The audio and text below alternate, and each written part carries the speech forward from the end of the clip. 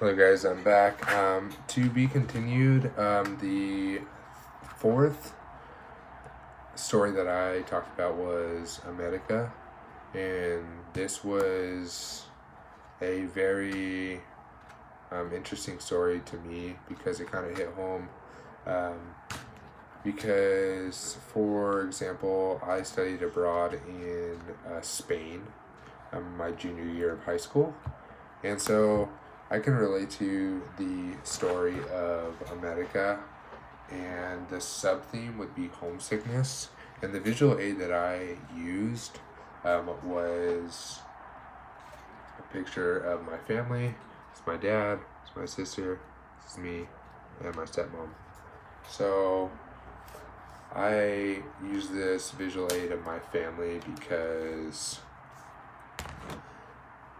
we love our family, and family's a big part in my life.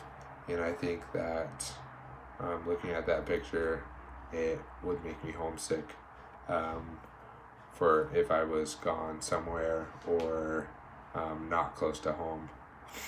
And the next day was Wednesday, and the story that I picked was Saying Yes.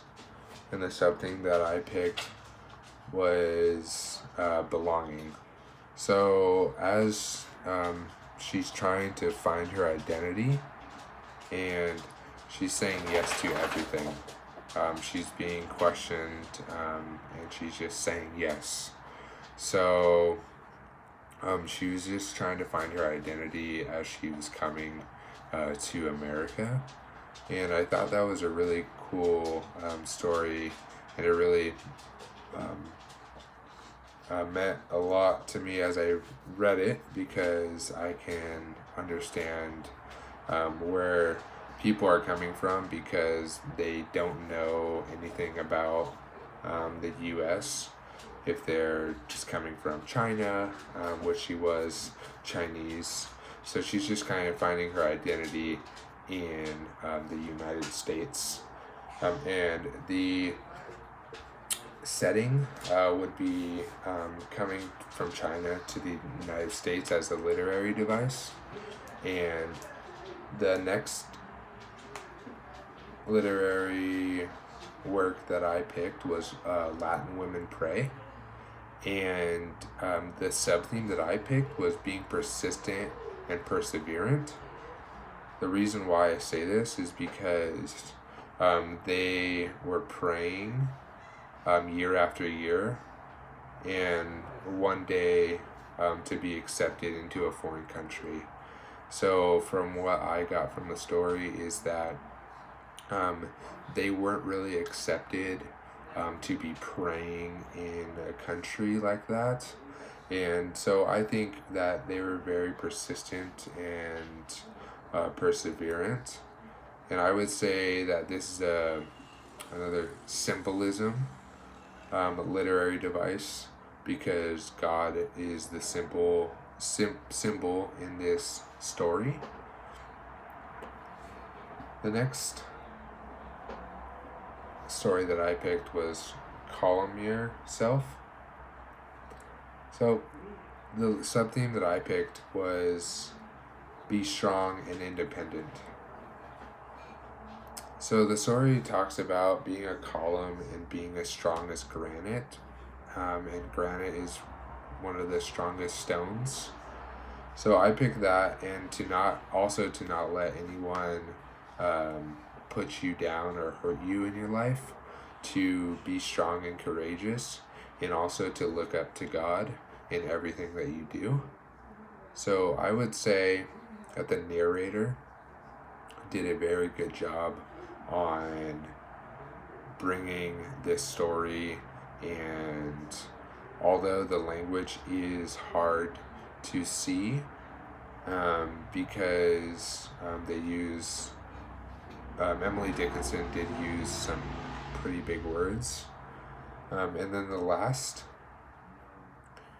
story that I talked about was This Be the Verse. So This Be the Verse was about hatred towards the parental figure, and the sub theme was hatred. And this story kind of talks about how the parental figure does not want the best for your life, and to get out of there as soon as possible. One thing that I thought was very surprising is that just the how someone can just write about the parental figure as being someone that is not good enough for the child. And in some ways, I can relate to this story, because as I got older, I didn't really want to be told what to do. I kind of wanted to be independent and not listen to my parents. So this sort of story of not really being respectful to your parents and getting out of there, I would say that was me towards the end of high school. But for the most part, 80% of me doesn't really agree with this story, but the other 20% can relate to this story. And the literary device that I picked for this would be metaphor. So metaphor, comparing two things to the other, and the parental figure and the child.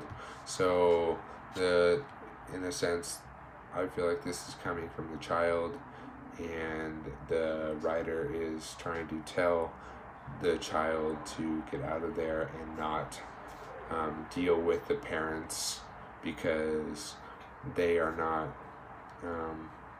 being good parents, or parents in general shouldn't be a part of their kids' life. And that is all I have today. I thank you so much for listening, and hope you have a great day. Thank you.